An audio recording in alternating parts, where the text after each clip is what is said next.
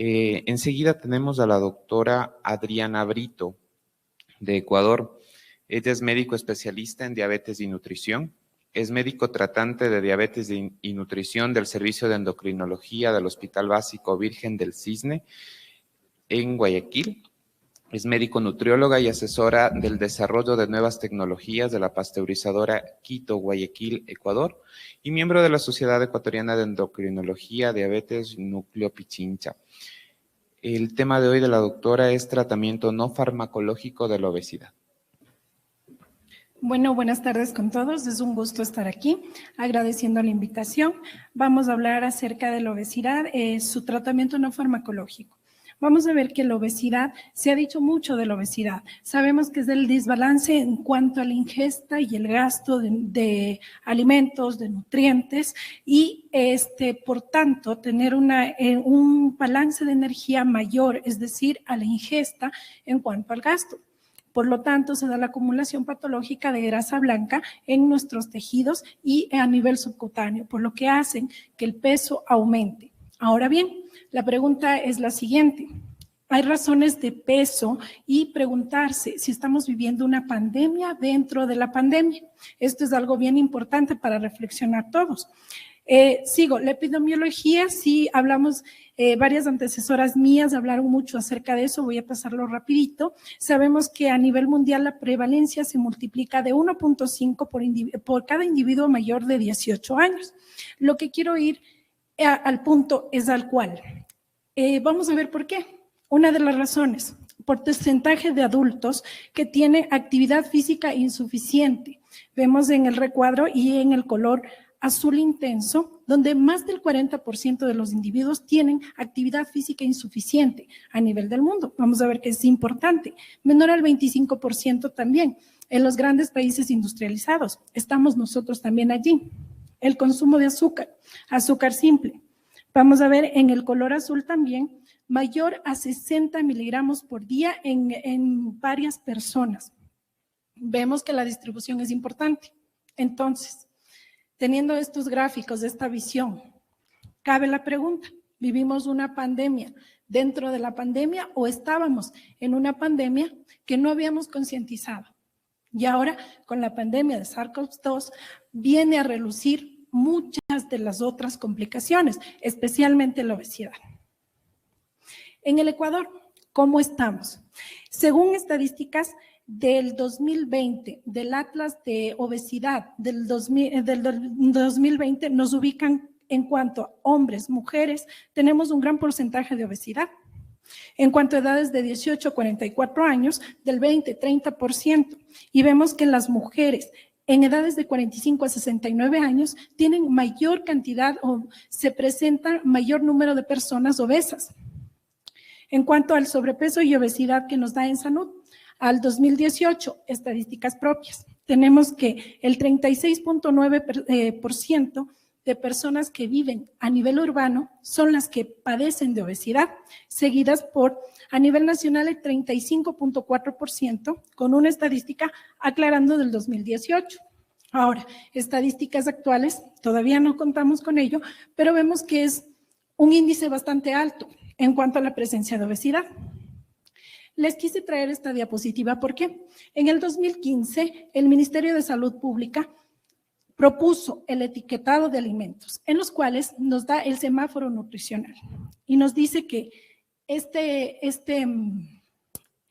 método fue positivo porque se entiende este tipo de etiquetado. Por ejemplo, en el área urbana, el 69.7% de personas lo entienden, frente a estadísticas de personas que tienen niveles de obesidad elevados. Entonces, esto es para hacer un poquito de conciencia, estadísticas y estrategias que estamos utilizando, si son o no efectivas. Posteriormente, vamos a ver los factores de riesgo que involucran a la obesidad. Entre ellos hemos hablado mucho. Anteriormente, mis antecesoras hablaron acerca de la nutrición, la actividad física, factores epigenéticos, también tenemos estrés, factores asociados con la madre, incluso vienen problemas desde las edades preconcepcionales, que tenemos ya un fallo ahí. Lo que queremos está a propósito, en un círculo. romper este círculo vicioso, porque funciona de esta manera. Entonces, sabiendo que las complicaciones son generalizadas, es decir, a nivel neurológico, a nivel hepático, como vimos extensamente con las brillantes presentaciones anteriores, a nivel del sistema digestivo, a nivel del sistema nervioso. Entonces, necesitamos concientizar y necesitamos saber que estamos frente a una pandemia de obesidad y que necesitamos tratarla adecuadamente. Vamos a ver, la fisiopatología igual nos explicaron, pero es importante saber que el hipotálamo es el sensor, el que nos dice las señales cuando nosotros tenemos hambre, tenemos déficit de nutrientes y necesitamos tener estas señales efectivas que se transmitan a cada uno de nuestros órganos con el correcto estímulo para nosotros realizar el hábito de alimentación. Porque comer es una cosa y alimentarse es otra cosa distinta. La alimentación es para cubrir nuestras necesidades. El comer tiene varias implicaciones diferentes, como vimos anteriormente en la charla psicológica. Ahora bien, este grupo de neuronas se encargan de, estimuladas por el hipotálamo, de estimular a cada uno de nuestros órganos, especialmente al intestino, al hígado, al tejido adiposo, con la producción de diferentes hormonas, que ellas nos darán las señales en cuanto al hambre y en cuanto a la inhibición de estas señales. Necesitamos un control y un balance acerca de aquello. El diagnóstico de obesidad, vamos a ver que se realiza en base a qué? A medidas antropométricas, como el índice de masa corporal que conocemos todos, pero hay que saber también que se debe catalogar y evaluar el porcentaje de masa grasa que tenemos, que también nos da un diagnóstico. Es una interacción entre varios factores.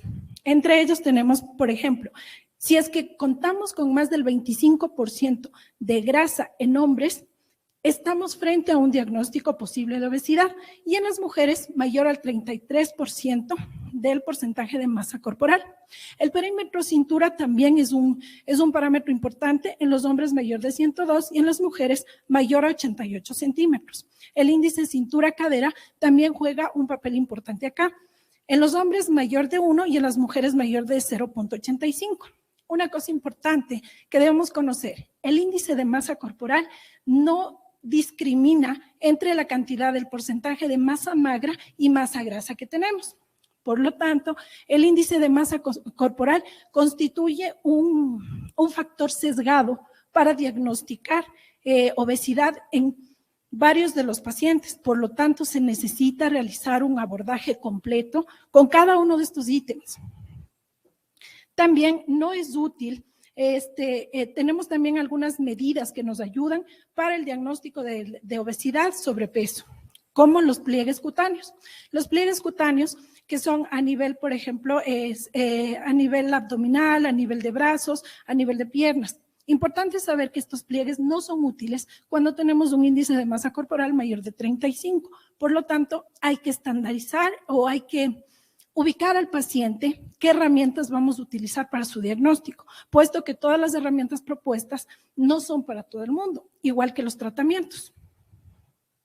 Vamos a ver, esta diapositiva yo les he traído de que la Sociedad Coreana de Obesidad nos indica que tiene rangos más cortos en cuanto al diagnóstico de obesidad y sobrepeso.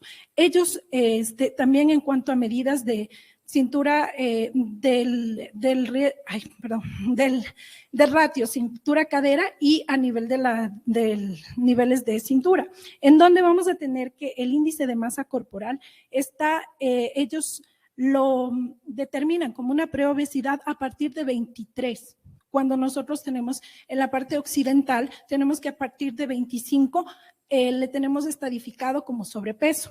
Y obesidad hablamos ya de 25 a 29,9. En la sociedad coreana son las guías del 2020 que nos proponen este tipo de estadificación. ¿Por qué? Porque la sociedad asiática tiene más prevalencia de diabetes y problemas metabólicos. Entonces, ellos estrecharon más el rango por las características genéticas de su población. El manejo y el abordaje inicial. Las guías canadienses nos proponen un abordaje bastante bonito.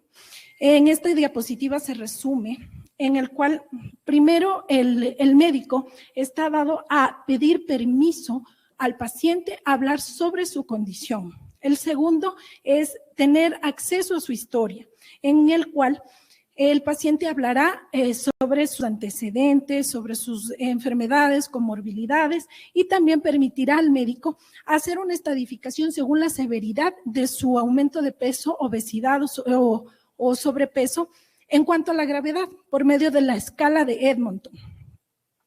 Después tenemos el abordaje por medio de las 4M, en la cual nos da un abordaje mecánico, un abordaje nutricional, a nivel de emocional y también a nivel de su entorno social. Trata de vincular todo este tipo de estrategias que tenemos. Después también tenemos que el manejo de esta patología tiene que ser integral. La sociedad canadiense nos llama a que hagamos un abordaje integral y multidisciplinario de la obesidad y también establecer objetivos. ¿Cuáles objetivos? Que sean palpables, que sean medibles y que sean reales. Es decir, informando al paciente sobre su condición y llegando a acuerdos con el paciente. Eso es sumamente importante. Les he traído también el sistema de estadificación de la obesidad de Edmonton, que les hablé anteriormente, que nos da los estadios en cuanto a la gravedad de obesidad, yendo del estadio 0 hacia el estadio 4, con severidad y acompañado de las patologías que se podrían presentar. La clasificación en cuanto a obesidad, la guía canadiense la tiene la misma que nosotros la tenemos, en cuanto a clase 1 a partir de 30 hasta llegar a la obesidad grado 3 y 4, según la patología agregada. En cuanto a algoritmos de manejo, en cuanto a atención primaria, la Sociedad Española de Obesidad también nos hace un llamado. ¿A qué? A que sea una atención a nivel de una valoración o pesquisaje del paciente a nivel de la atención primaria.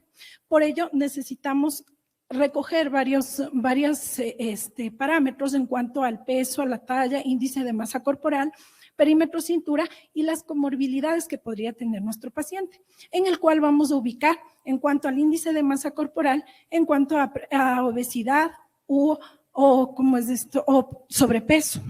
En ello, vamos a ver si es que no tiene ninguno de estos, no entra dentro del rango de estos de obesidad o sobrepeso, necesita valoración dentro de un año. Posteriormente, si entra dentro de cualquiera de estos, necesitamos apoyarnos con el equipo psicológico para la motivación y el inicio de su tratamiento. Plantearse objetivos, como hablamos anteriormente, reales, medibles, también que sean tratamientos en los cuales sean sucesivos, motivando al paciente que visite a su médico para que sea subsecuente la atención. Posteriormente, si se cumplen estos requisitos, seguir midiendo y seguir monitorizando la pérdida de peso. Ideal es una pérdida de peso hasta el 5%, hasta el 10% del peso corporal, ya que disminuimos comorbilidades. Posteriormente, si es que no llegamos a este tipo de meta, seguir refiriendo a unidades especializadas. En la unidad especializada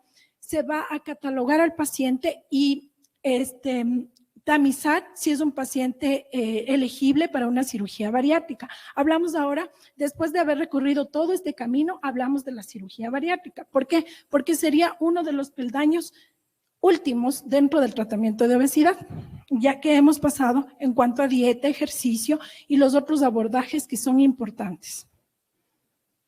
En cuanto los coreanos también nos proponen un manejo igual, con las medidas del índice de masa corporal, evaluar riesgos y factores de comorbilidad, obesidades, cardiovasculares, también importante. También motivarle a cambios de estilo de vida, que es sumamente importante. Las pérdidas de peso del 5% son suficientes en cuanto a objetivos saludables. No nos vamos a quedar allí, sino necesitamos seguir monitorizando al paciente. Si no se logra estos objetivos, tener igual un abordaje multidisciplinario y especializado de los pacientes. Vamos a ver en cuanto a tratamiento. Es importante, y he traído esta pirámide que está a propósito con las letras grandes, dieta y ejercicio. ¿Por qué? Porque son las bases del manejo de la obesidad. Posteriormente vamos a hablar de farmacoterapia y cirugía bariátrica. ¿Por qué? Porque necesitamos tener en la base de nuestro manejo estos dos puntos importantes. Tener una adherencia al ejercicio y a la dieta, por más que subamos a los peldaños superiores como la farmacoterapia y la cirugía bariátrica. ¿Por qué? Porque van a ser nuestro pedestal para poder ascender a los siguientes tratamientos. Así que necesitamos el cambio, y tiene que ser un cambio de hábitos y también un cambio comportamental, es decir, cambiar acá. Nada más, no solamente decirle no coma mucho o disminuya las porciones o haga cierta dieta, porque no funciona.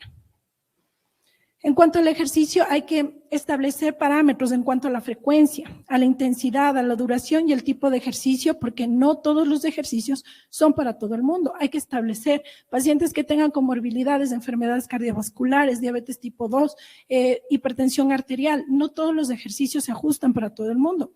El tipo de ejercicio y la progresividad son sumamente importantes, porque tendríamos que empezar desde el 5% de inicio la primera semana, que va aumentando el 5% a la intensidad y la duración del ejercicio. Las capacidades individuales también es importante. Pacientes que tengan osteoartritis, pacientes que tengan dificultad de caminar, dificultad de alzar los brazos por algún problema a nivel de articulación, a nivel muscular, se debe hacer estas individualizaciones. Las preferencias, hay pacientes que dicen, sabe que yo voy al gimnasio, pero voy 10 minutos y me aburro. Entonces, no sirve esa estrategia. Saber si nuestro paciente se ajusta más a un entorno abierto, a un entorno cerrado, si le gusta más bailar, si le gusta más ejercicios de fuerza. Entonces, la terapia realmente es totalmente individualizada.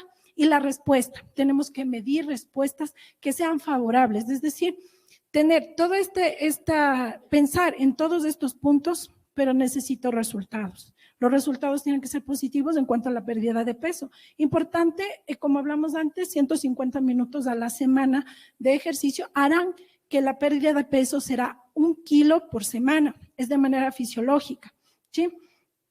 50 minutos por semana también son beneficiosos y nos ayudarán a este tipo de pérdida de peso. En cuanto al ejercicio, vamos a hablar en cuanto a METs. Un MET es la cantidad de oxígeno que utiliza nuestro organismo por kilogramo de peso y por minuto para estar o realizar las funciones vitales, es decir, estar vivos, estar funcionando. Lo que queremos hacer es esto, llevarlo de 3 a 6 veces más este gasto de oxígeno, que hará que las calorías ingeridas se vayan gastándose y lograr perder el peso. Por lo tanto, necesitamos motivar este tipo de actividades con la pérdida con el gasto de este tipo de energía. Se debe trabajar con el 64 a 76% de la frecuencia cardíaca máxima. El ejercicio moderado también se clasifica como no alcanzo a pronunciar 3 palabras en hilera, entonces significa que estoy haciendo un ejercicio de moderado a intenso y eso me califica como una actividad mejor con una pérdida de peso más efectiva. Entre ellos tenemos el ciclismo, bailar, caminar, hacer actividades vigorosas o trabajos de jardín. Se debe ejercitar los grandes grupos musculares de 2 a 3 veces por semana para tener resultados eficientes. En cuanto a la adición de la cantidad o la intensidad de ejercicio, que debe ser el 5% semanal, mantenerlo 6 semanas y seguir elevando la intensidad de la capacidad de ejercicios que tenemos, porque esto constituye un acondicionamiento físico. Las estrategias, vamos a hablar algunas, desde las más simples hacia las más complejas. Entre ellas vamos a tener el método del plato inteligente, en la cual se divide el plato de la alimentación de nuestros pacientes, la mitad para verduras, ensaladas, la otra mitad la dividimos en 2, en la cual vamos a tener los cárnicos de cualquier origen, carnes blancas, carnes rojas, y en la otra cuarta parte vamos a tener el puesto para los cereales. Ahora, esto es una forma fácil de enseñarle al paciente e introducirle a que nuestro paciente empiece a hacer dieta. Esa sería la primera sesión, en la cual necesitamos que el paciente se sienta en nuestra consulta y él empiece motivado y empiece con directrices claras para tener un buen control del peso y llegar a la meta que se ha establecido. El índice glucémico. El índice glucémico de los alimentos se trata en cuanto a la cantidad, a la velocidad de un alimento en elevar la glucosa en sangre. Es decir, los que tienen más alto índice glucémico, ¿cuáles son? Azúcares refinadas, los jugos, todo lo procesado. ¿Sí? El medio, les vamos a ubicar a los vegetales, a los cereales, y bajo, alimentos con alta cantidad de fibra. Entonces, vamos a indicar a nuestro paciente también cuál es el alimento que le favorece más para evitar esta elevación de glucosa rápida en sangre. Este método es muy favorable para los pacientes con diabetes, puesto que en ellos necesitamos que este índice sea el más bajo posible para tener niveles glucémicos menos elevados en menor tiempo. Ahora, la carga glucémica. La carga glucémica se trata de la cantidad de carbohidratos que tiene una porción de lo que estoy ingiriendo. Entonces, ¿qué hago? El índice glucémico del alimento que vimos anteriormente están categorizados del 1 al 100. Son tablas establecidas. La cantidad de hidratos de carbono que contiene mi alimento dividido para 100. Eso es lo que voy a ingerir. ¿Por qué es importante? Porque últimamente la industrialización pone porciones mucho más grandes dentro de los envases. Entonces, esto es para concientizar cuántas porciones estamos consumiendo por cada envase. Y otra estrategia importante a aprender es la lectura de etiquetas. ¿Por qué? Porque en la lectura de la etiqueta vamos a tener el tamaño de la porción. Tenemos que ver cuánto es el tamaño por porción que contiene el producto. Por ejemplo, aquí tenemos que el tamaño de porción es una taza de 240 ml y en este producto tiene 2 porciones. Los gramos de carbohidratos totales que contiene y las calorías que tiene. Es decir, esta tabla nos indica que por cada porción yo tengo 230 kilocalorías que voy a ingerir. Si yo me como el frasco o la presentación entera, tendré 560 kilocalorías que estoy ingiriendo de una sola vez. Entonces, sabemos que 500 kilocalorías se refiere a un almuerzo, incluso menos. Entonces, esta es la forma de nosotros leer. También importante, las grasas saturadas que contiene. Sabemos que no deben sobrepasar el 10% de nuestra nutrición al día de grasas saturadas. Lo fantástico sería que no existan, pero sabemos que no es posible en muchas ocasiones. También la cantidad de sodio. Pacientes relacionados con enfermedades cardiovasculares, hipertensión, deben cuidar este aspecto. Los que no las tienen también, porque los hace más susceptibles a padecer este tipo de problemas. Pero es importante siempre revisar la etiqueta de cada producto que consumimos. Ahora sí, un punto importante y algo que sí quisiera dejarles, que la nutrición es una ciencia exacta, por lo tanto necesitamos que sea manejada por los expertos. ¿Por qué? Porque no se trata solamente de recomendaciones, sabe que coma más frutas, coma más fibra y las cantidades a donde se quedan. Necesitamos planes personalizados para los pacientes que logren su meta. En esos tenemos el cálculo dietético, que va a considerar varios puntos, por ejemplo, el peso, por ejemplo, si es que necesitamos ajustar el peso en pacientes que tienen ascitis, pacientes que tienen amputaciones, pacientes que tienen una condición agregada a su enfermedad, porque la obesidad generalmente no viene sola. Sabemos que los pacientes obesos, no todos, tienen también diabetes tipo 2, por ejemplo. Y estos pacientes con diabetes tipo 2 también tienen algún tipo de amputación, complicación, entonces hay que tomar en cuenta aquello. Vamos a ver, esto es una tablita en la cual nos da cada nutriente y qué es el porcentaje de kilocalorías que tiene, la cantidad de sodio, de macro y micronutrientes. Por lo tanto, necesitamos hacer este tipo de personalización con nuestros pacientes. Ahora bien, les he traído algunos estudios en los cuales tenemos Predimed. Predimed demuestra que se utilizó 3 tipos de dietas en 3 grupos de pacientes, en los cuales utilizaron una dieta control. ¿Qué quiere decir la dieta control? Baja en grasa. La dieta mediterránea que estaba agregada aceite de oliva en su nutrición con cantidades adecuadas de fibra, vegetales y frutas. Y el otro grupo de pacientes en los cuales tenía la dieta mediterránea, pero ellos comían nueces. se vio mayor efectividad en cuanto a los puntos primarios, que son el stroke, muerte temprana o causas cardiovasculares mayores, que se disminuyó el porcentaje de pacientes en los que presentaron la dieta mediterránea agregada al aceite de oliva. También la mortalidad total fue disminuida en estos pacientes. Entonces, tenemos un predictor en cuanto a la mortalidad total que es menor en este tipo de dietas. Ahora bien, tenemos un estudio que fue hecho posteriormente, el Predimed Plus, que utilizó la población del estudio Predimed, aproximadamente 7,000 pacientes, en los cuales utilizaron, ya llevaban su estilo de alimentación, a los cuales también se agregó actividad física. En el recuadro A y C tenemos el grupo intervenido y B y D fue el grupo control, en el cual agregaron actividad física con más MET de energía en cuanto a y C de 2,700 MET en cuanto a ejercicio, y en el grupo B solamente fue 72, y vemos que la gráfica nos muestra que a través del tiempo ellos obtienen una disminución de peso considerable frente al grupo control, que nada más tenía una dieta que era basada solamente en disminución de la cantidad de grasa y también menos actividad física. Por lo tanto, el ejercicio y la actividad física van ligados para una pérdida de peso exitosa.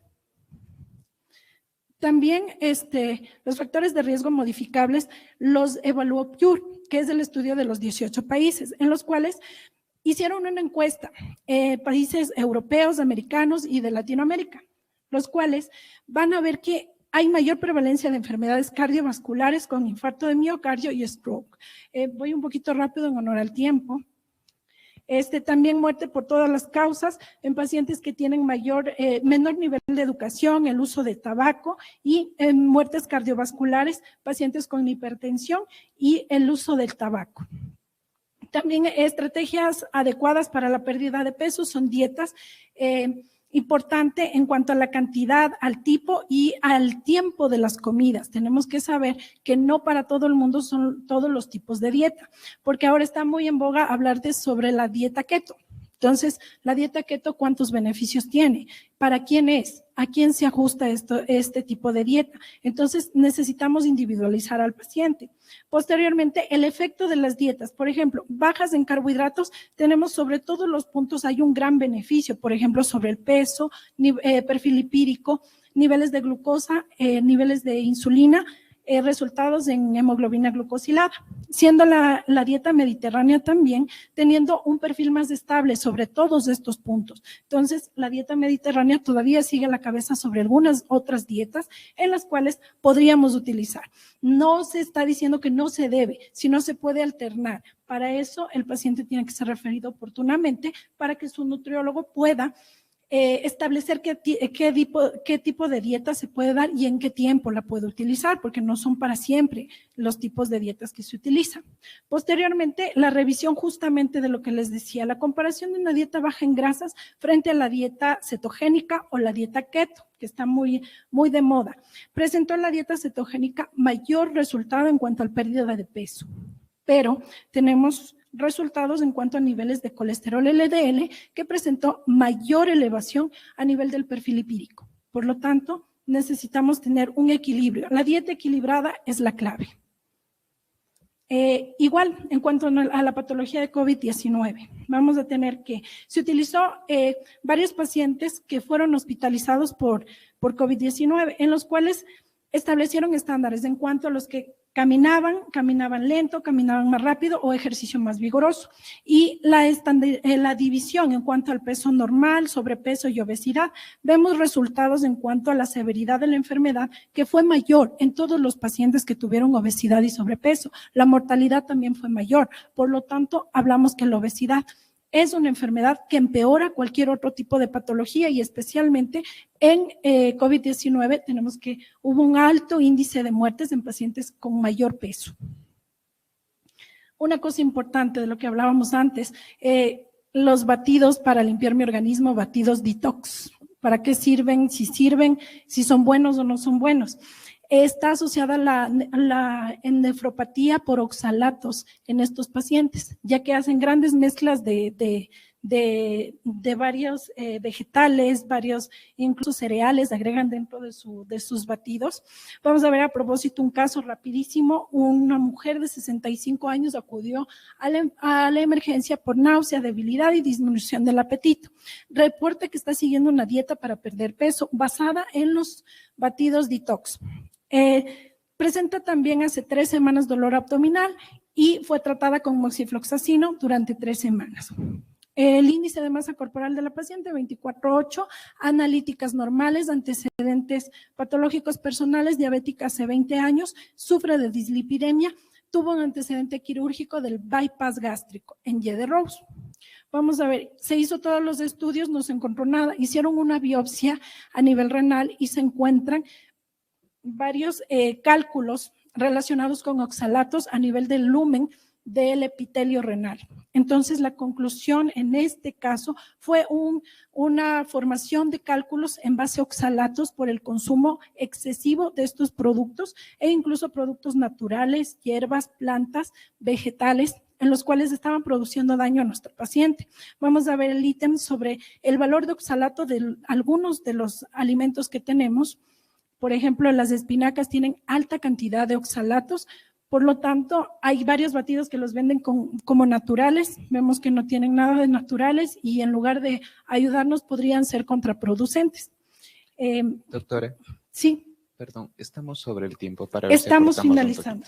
Gracias. Gracias. En cuanto al mantenimiento, la pérdida de peso debe ser mantenida al 10% con ejercicio y disminución de la ingesta calórica. Esos son los datos para llevarnos a casa.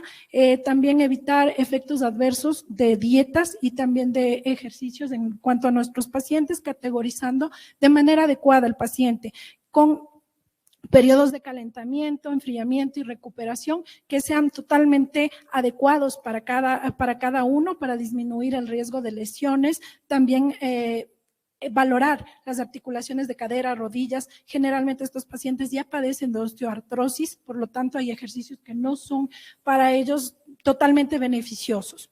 Mis referencias, en honor al tiempo, les agradezco muchísimo y espero que les haya gustado. Muchísimas gracias, doctora. Cuán importante el manejo interdisciplinario y nutrición y actividad física que hemos hablado durante todas las charlas. Un tratamiento realmente que no tiene costo, pero tiene grandes beneficios con el paciente.